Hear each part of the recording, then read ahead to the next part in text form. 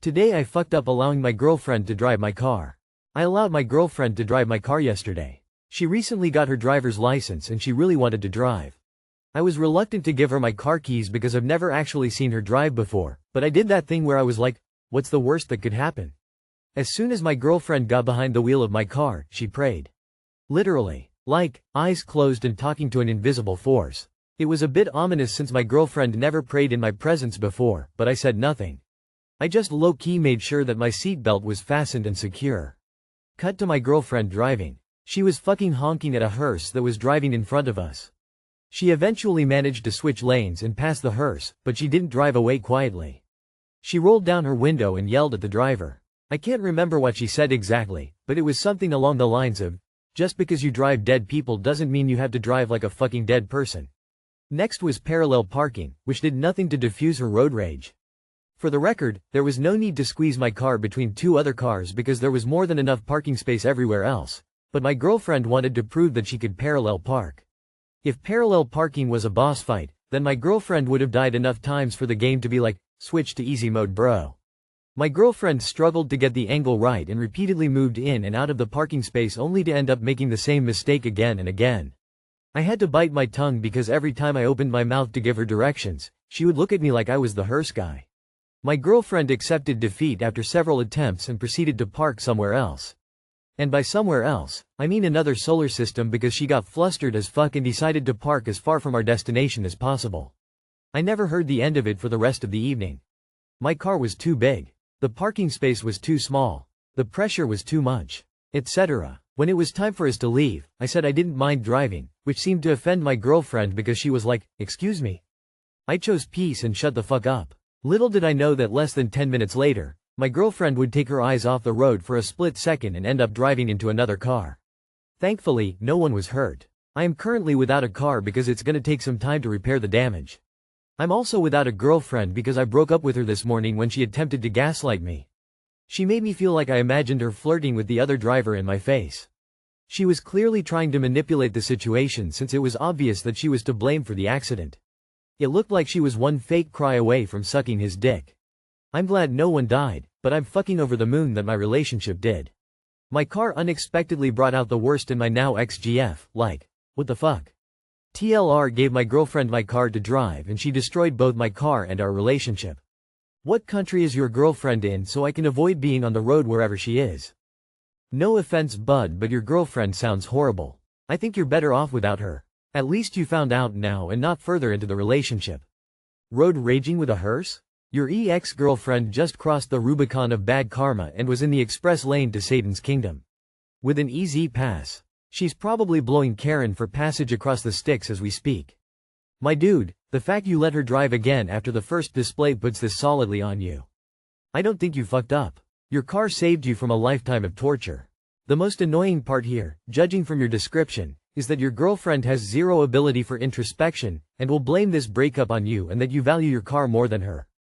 Today I fucked up by going to a foreign country on a second date with a woman I met on a dating app. TW. Saw. This is very long. Earlier in the year I matched with an English woman, M, on Hinge who was visiting NYC for St. Patrick's Day. Ordinarily I would pass on these types of connections since the logistics would be too difficult to keep anything going, if they were to develop in that direction. But this time I figured, whatever, we're not getting married, I can spend an hour with some random attractive stranger. We met up in Brooklyn Bridge Park and walked around Dumbo and talked for a couple of hours. Our conversation was easy and she laughed at most of the things I said. She bought me a cup of tea, we shared our Instagram accounts and we hugged at the end of our meetup. I sent her a message on Hinge thanking her for the cup of tea but didn't hear back for a few hours, so I thought, okay, that's that. I went on Instagram a few hours later and saw I had a new message from her. I was excited to see she wanted to keep talking to me, so we started texting back and forth. A few days into our text communication things got flirty and she sent me a picture of her wearing see-through lingerie. This was a little weird given how we barely knew each other, but I was okay with it. From then on we started texting each other constantly. I would wake up to half a dozen messages from her wishing me a beautiful morning, a small recap of how the beginning of her day went, and some pictures from her walk to work. When I texted her, she would add a little smiley face or heart or fire emoji or something else to just about every single message. So much of what I said to her was hilarious. 2 weeks into talking, she asked if I deactivated the dating app we met on and if I could imagine a relationship with her. I told her yes, not because we were dating exclusively, which I think was what she was hinting at, but because I was happy to have one person interested in me, and with the frequency of how often we were texting each other, there was no time to pursue anyone else. I didn't tell her all that, just that yes, I had deactivated the app. In the second week of texting, she told me she had plans to come back to visit NY later in the year, and I said, I can't wait that long. Let's just meet up in Bruges.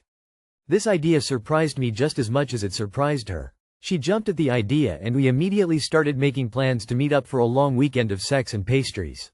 Our conversations from there on included variations of, aren't we so romantic and impulsive, and isn't this exciting? I asked a couple of people if I was crazy and laid out some of the details of our one date and our subsequent communication. None of the people I talked to told me I was crazy, so I went ahead and booked a flight and found an Airbnb which I paid for with my credit card. She sent me half the cost of the apartment on PayPal.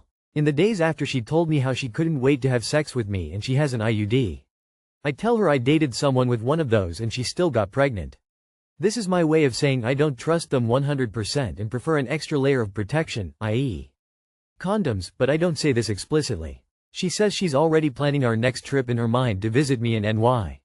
A week before my long sex weekend is set to start, I schedule a session with my therapist to ask her if this is really stupid. She doesn't seem to think so, and I feel like I have advanced permission to do it. The day after my therapy session, M sends me a bunch of dramatic messages saying stuff like, "This is a bad idea. I always do this where I get way into people and imagine a future together and it all falls apart and I ruin it, and no matter what happens this is going to have a bad end." I get a little shook by her sudden turn, but everything is paid for and since it's a week out, nothing is refundable. So I try to calm her down, and say stuff like, "We don't know where this is going. We want to get together again. Let's just be in the moment. I still like you and want to go on this trip with you, etc." I talk to one of my friends about this outburst and in the end decide to give M some grace. But later that night I can't stop thinking about what happened and decide I need to say something about how this sudden turn came out of nowhere and scared the shit out of me. So I send her a message and tell her how I feel. In the morning I wake up to 9 messages from M telling me how messed up it was for me to send something like that to her, knowing she would see it first thing in the morning and it would ruin her day. And she always sends me nice messages to wake up to and I never send her nice messages to wake up to. And this is the first message I send her to wake up to? And I should know better not to do something like that to someone with mental health issues. She brings up something I said previously to her which hurt her feelings. She asked me if I could imagine a relationship with her and I said one thing at a time. In the second week we were texting. I apologize for being cruel to her and try to calm the situation down as quickly as possible. It occurs to me that this is not a good sign. M clearly cannot take any criticism, and it reminds me of my mom who has her own unsorted mental health issues that have severely impacted my entire life, manifesting in depression, anxiety, OCD, low self-esteem, etc. Once things are again smoothed over, I develop a knot in my stomach and try to convince myself everything is fine, and maybe I was the asshole when I told her the things she says has an effect on me. If I bring her wild behavior up, M says, "What, I can't have one bad day." I say, "Sure, okay, can't wait to see you." 2 days before I'm supposed to fly out she tells me she has an appointment with her body waxer and asks what kind of pubic hair I like on a woman. I tell her, I have no preference. This question weirds me out. The day arrives and we meet up in Bruges. I'm so nervous to meet someone I don't really know who has exhibited unbalanced behavior, but M is sweet and thankfully I am still attracted to her. The knot in my stomach dissipates slightly. There's problems with our Airbnb, so we get there a few hours after we are supposed to check in and within a few minutes we're both naked and start fooling around. She asks me if I want to have sex and I say yes. But first I'm going to get a condom. She seems offended and asks me why. I remind her of our previous conversation re IUDs not being 100% effective. How I told her my ex had an IUD and she still got pregnant, which was subsequently terminated. During that conversation M told me she herself had an unplanned pregnancy a few years prior and also had an abortion. After that experience, M had an IUD put into her body. Yes, I know all of these things, and I also know that I have only spent 2 hours in person with this person prior to today. I tell her I don't want to get another person pregnant, and ask her, "Do you want to get pregnant again?" She flips out and tells me I triggered her with my question, and starts yelling at me. She asks me, what is the point of having this thing in my body that messes me up so much if I can't have unprotected sex? I am not sure what is going on. I told a woman I have now spent 8 hours in person with that I want to wear a condom to have sex with her and she is completely naked, yelling at me about it. I say I can't believe we're having this argument. I told you I got someone pregnant before that had an IUD, the same exact thing that you have inside you, so I do not trust them as an effective form of birth control. She says, whatever. You triggered me with your awful question about wanting to get pregnant again. Getting pregnant the first time was so traumatic, and when I got my abortion the guy didn't come with me, and I went through all of it by myself. She puts her stupid matching pajamas on, is crying, and climbs into bed. I don't know what is happening. I am so tired and just want to take a nap after my long day of plane travel. I try to calm her down and console her and say I'm such an idiot. I'm sorry I said such a boneheaded thing. She agrees with me that I'm an idiot. A few minutes later we have sex with a condom. 4 days to go. Anytime we leave the Airbnb, M immediately grabs my hand and holds onto it the entire time. She snores so I am barely getting any sleep. I decide to give up on wearing a condom when we have sex. I know what will happen if I wear a condom, it will ruin her day. I struggle to maintain an erection when we have sex. 2 nights in we are out to dinner and I look over at M and notice she is in distress. She suddenly stands up and leaves and starts pacing back and forth outside the restaurant. I think she is having a hot flash or anxiety or something, but at this point I've decided she is overly dramatic and I don't want to get up and stop eating. M comes back in and tells me she has misophonia and I chew with my mouth open, which is rude and disgusting, and the sound of it is very distressing to her, and asks if I can try to do better. I say, sure, I'll do my best, but she's kinda being an asshole about the whole thing, so we finish our meal and when we ride the metro, she gets a seat and I stand behind her. A seat opens up a few feet away, so I sit down away from her and Google misophonia, and it sounds like a bummer. A disorder where certain sounds or sights trigger a flight or fight reaction. Yikes. She looks up and realizes I'm not standing in the same place, comes over and sits down next to me and says something like, we can't sit together? I wake up on Sunday and say thank God I only have one more day to go. At our last dinner we go out for some traditional food. While we're eating, M is being quiet and tearing up, and at this point it just seems like her usual mode of being, so I don't say anything. In my head, I'm like, well, it can't have anything to do with me. I am doing great at chewing with my mouth closed. Finally I look up and M is furious. She says the open-mouthed chewing has gotten even worse and how could I do this to her? And then she starts crying in the very packed restaurant. I am so uncomfortable and I say, do you want to go back to the apartment? I will take care of the check. Every time we go out into public it seems she is going to cry. I say I don't think this is just about loud chewing. She says it's not, the trip is ending and she likes me so much and blah blah, and she ruined everything again. When we get back to the apartment we talk and I apologize for my eating habits. She says, oh no. I've ruined everything again. This is the 3rd or 4th time she said this phrase post-fight in me trying to calm her down. I launch into a long explanation that I understand something of the misophonia. I have OCD and I'm lucky I've been tired this entire trip because it hasn't been that bad. And I'm not gonna tell her to get therapy, but ultimately in my case I realized I have irrational thoughts and I can't take them out on other people who are clueless about them. Clearly she doesn't get my point, which is that this is her problem and she's 35 and she seems to have done nothing and has never gotten help for it. She tells me she broke up with her last boyfriend because he snored, had bad habits and ate with his mouth open. Meanwhile I have never seen anyone eat so much cheese, dessert and unhealthy food in my entire life. It's midnight at this point, and her train leaves at 4:30. We have sex again. At about 1 in the morning, M is having trouble sleeping and starts thrashing around. I ask if she's okay and she tells me she's mad she can't fall asleep and starts throwing a fit. In my 4 nights with her and I've probably gotten 2 hours of sleep total. I'm so tired that I keep falling asleep but keep getting woken up by her constant movement. I tell her, take a break from trying to sleep. Look at your phone for a few minutes or a book or something. She says no, I don't want to do that. I need to sleep, my train leaves in a few hours. She keeps thrashing around. I am lying next to her with my eyes open, amazed at how inconsiderate she is being. Finally I sit up, grab a pillow and say, I'm sleeping on the couch. The couch is a love seat which is 5 feet across. I am about 6 feet tall. This obviously is not going to work, so I go back to the bed. I get maybe 1 hour of sleep. M wakes up and goes to take a shower. The bedroom we share is connected to the rest of the apartment with a giant glass window and a room darkening shade to shield it from the light. The shade had not been pulled down the previous night and the light from the bathroom floods into the room and wakes me up. I get up, make unintentional eye contact with M in the bathroom, and pull the shade down. Right as I'm pulling it down I can see she looks furious. Finally she is ready to leave and I get up to say goodbye to her. She is very mad at me for pulling the shade down and looking at her aggressively while doing it. She says, it was so rude that you made a thing about how me being awake would wake you up. I say, honey, let's not fight. Let me bring your suitcase downstairs and see you off. I go to give her the last hug I will ever have to give her and she pulls away and only puts one arm around me. When I get back home we're still in contact with each other.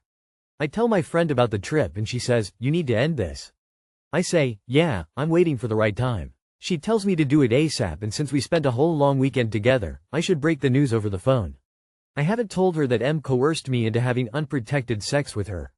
So the next day I call her to end things. She immediately starts crying and I again try to calm her down. I tell her, we obviously didn't have a good time, we have trouble communicating, I chew with my mouth open. Apparently, we live thousands of miles apart, do I really need to go on? She asks me why I don't want to stay in touch with and be friends with her. She tells me how rude chewing with my mouth open and pulling the shade down in the morning was. I get off the phone as quick as I can and breathe a sigh of relief. The next day I wake up to a whole bunch of messages on WhatsApp about how unfair I am being to her. I block her on WhatsApp. The next day I wake up to a whole bunch of messages on Instagram in the same spirit, so I block her there too. The next day I wake up to a long email from her where she explains that she just realized I blocked her on WhatsApp and Instagram and she can't understand why I'm shutting her out, and a bunch of other nonsense. I block her on email but apparently not completely. The next day I wake up to a notification from PayPal. You have a new message. I did not know you could message people on the PayPal app. On PayPal Instant Messenger, she tells me how phony I am and how I should refund her money since I am now mistreating her so horribly. I finally write her an email telling her what she is doing is harassment, and that people go out with each other, and then they stop dating, and there is no need for an ongoing postmortem or name-calling and trying to figure out what went wrong. She responds, "Okay, you won't hear from me again, but I talked to my mom and all my friends and they all think what you did was very terrible and rude and you are a bad person." I see my therapist a few days later and tell her everything that happened. She says I wished you left immediately when M started yelling about you wanting to use a condom. I explain I felt trapped in a foreign country and I had no idea where to go. She tells me what happened was coercion, which is a form of pay, and I need to tell M off for my sake. If I don't speak up and tell her how messed up this was now, I may regret it later. I draft a long email about how vile, disturbed and disgusting M is. How the roles were reversed and if she asked if I could put a condom on before sex and I started yelling about how I want to raw dog her and made her fear for her safety until she acquiesced, would there not be grounds for criminal charges? I send the email. The next day I get a long email back from M about how twisted and disturbed a person I am. I can see this part in the preview section on my Gmail account. I don't open this email and figure out how to completely block her from my email account. Too long did not read. Went on a trip with someone I didn't really know, it was a total shit show. Bro, you need to really beef up that too long did not read. I am exhausted from this saga. For future dates, don't schedule an overnight trip with someone you never really went out with to begin with. If someone forces you to have sex only their way, get the hell out. You can always find a cheap hotel to crash at. Finally, get that dick checked out for STDs. Good luck, bro. Getting someone pregnant is a problem, sure, but so is getting a STD. I'm always amazed how people completely ignore this possibility. First of all, I think you need a new therapist because you're getting some pretty bad advice there on that front. Secondly, as a general practice you don't have unprotected sex with people who are crazy. Thirdly, I hope you stay completely out of contact with her. Having been in an abusive relationship, which was eerily similar to this, the whirlwind date, the different countries, even the comments about my chewing too loudly. This person will most likely try to manipulate you and engage with you again after things cool down and you forget. She will blame it on her nervousness, belittle your feelings, and trigger your sympathy, but please remember this fuck up and do not engage with her ever again. Y'all both sound exhausting. I hate that I might be adding to your worries, but you better hope you don't get an email in a few weeks with the preview informing you she is pregnant. After all, are you even sure she had an IUD? Even if she did, you have clear proof a pregnancy is still possible. Today I fucked up by eating undercooked kidney beans. Welp. Title. I was making a huge stock pot of stew. Got dried beans. I never really used dried kidney beans before. I quickly glanced at the package and went on my way. I soaked the beans for an hour. I didn't toss the water because I like to save water. I instead added the water to a pot with the beans. I boiled the beans in the water for 15 minutes. I then added the beans and bean water to my soup. My soup is on low. I'm stirring and taste testing occasionally. I get a bite of bean. It's wrong. It's hard and tastes bitter. I figure I didn't cook it long enough. I continue this process repeatedly until I start to feel funny. My belly is off. I read the package. I didn't cook the beans long enough. I didn't dispose of the water. I just ate bean poison. I called poison control after a swift Google search. I'm on the phone for 20 minutes. I'm told I may start shitting my brains out soon, and when to go to the hospital. Apparently undercooked beans are more dangerous than raw beans regarding bioavailability. Oof. It's been an hour. My tummy is grumbling. I'm nervous. I have no idea what's gonna happen. Too long did not read. I'm gonna shit my brains out because I ate undercooked beans. Update 1. 12:48 a.m. Shitting. Not crazy hard but my belly is gurgly. I cannot afford to miss work again. Update 2. It subsided. I'm very farty RN but otherwise fine. Thankfully. Wow. Did not know beans could be poisonous until today. Thank you. Holy shit, you weren't kidding at all. I knew raw, undercooked beans weren't that great for you, but damn. As few as 5 raw beans or a single undercooked kidney bean can cause severe nausea, diarrhea, vomiting, and abdominal pains. Per wiki. Good luck, op. This is why I usually just get canned beans lol. Oof. Dried beans should be soaked overnight and rinsed before being cooked for several hours. Good luck matey, you ain't leaving the old poop deck for a while. Yup, canned beans are fine because they're pre-cooked, but you have to soak uncooked, dried kidney beans for at least 5 or so hours, and boil at high temp for 10 minutes. Steaming and slow cooking don't count. Raw kidney beans are toxic because they have a toxin called phytohemagglutinin, which is a type of lectin. Lectins interfere with cell functions which lead to the nauseousness you're experiencing and the other symptoms of food poisoning. Kidney beans contain like 20k 70k phytohemagglutinin toxin per gram of bean. It's insane actually. Best of luck, op, and don't take any antidiarrheal meds, get it out of ya. Good luck buddy.